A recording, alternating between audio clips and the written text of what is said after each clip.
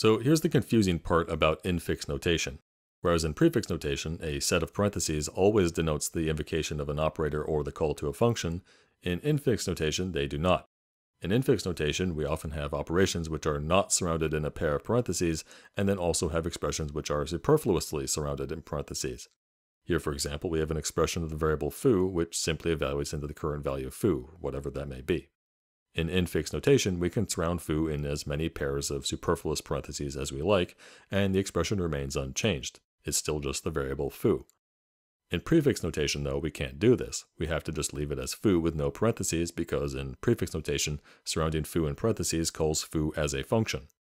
If we want to call foo as a function in infix notation, we put the parentheses after the variable. Any extra parentheses surrounding the whole expression still don't do anything.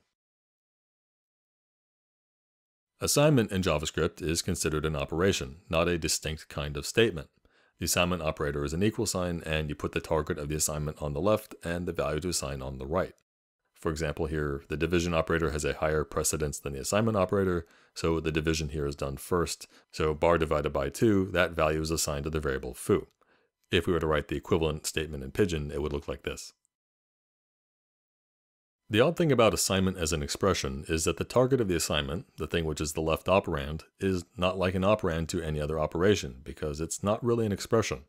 The target doesn't evaluate into a value which is then used by the operation. Instead, the target specifies a variable to modify.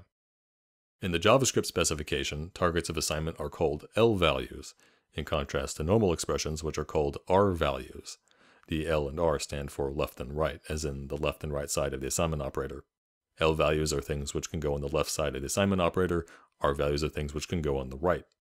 A simple variable name is the most common kind of L value, but as we'll see later, there are a couple more kinds in JavaScript. Another oddity about assignment as an operation is that it raises the question of, well, what does an assignment operation return? The answer is that an assignment operation simply returns the value it assigns. So this assignment operation here returns whatever value it assigns to foo. Because the assignment operator returns a value, we can chain assignments like this. Here the addition operation comes first because addition has a higher precedence than assignment. Then we do the assignments from right to left because the assignment operator is right to left associative, meaning that if we have a chain of them, we start on the right side and work leftwards. So 4 plus 2, that produces 6, which gets assigned to z, and then this rightmost assignment itself returns 6 to assign to y, and that assignment in turn returns 6 to assign to x. If we wrote parentheses around these operations to make their order explicit, it would look like this. In effect, every variable in the chain gets assigned the same value. Note that were the assignment operator left to right associative instead of right to left associative, chaining assignments wouldn't work. As you can see, that would mean assigning the value of z to the expression x equals y, but that doesn't make any sense. X equals y is not a valid kind of assignment target. It's not an L value. So in fact, the assignment operator is made right to left associative to make chaining assignments possible. Expression statements in JavaScript all end in semicolons. Here we have 4 expression statements. The first assigns the value 3 to x, the second assigns 2 plus x to cow, the third calls the function foo with the argument 1, and the fourth calls bar with no argument and assigns its returned value to rat. The reason for these semicolons is that JavaScript syntax is free form, meaning that wherever the language allows or requires a whitespace character, you can put one or more whitespace characters of any kind. For example, here we have the statement 5 assigned to x written with whitespace in 3 different ways. In the first example, we just stuck to a sensible style, how this statement would most commonly be written, but as you can see, we can use different spacing and write the expression across multiple lines. Even if we normally wouldn't want to write it that way, it is legal JavaScript code. Having a freeform syntax does occasionally help us out, such as when calling a function with a verbose series of arguments, because then we can spread that call onto multiple lines. Most of the time, however, we're just going to write our code with the same indentation style we saw in Pigeon. Comments in JavaScript can be written in 2 ways. An end-of-line comment, a comment like in Pigeon, is written with a pair of forward slashes instead of the number sign. A multi-line comment, a comment that can extend across multiple lines, begins with a /* and ends with an */.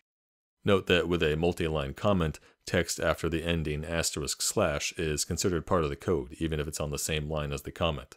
Here, the call to bar is code, not part of the comment.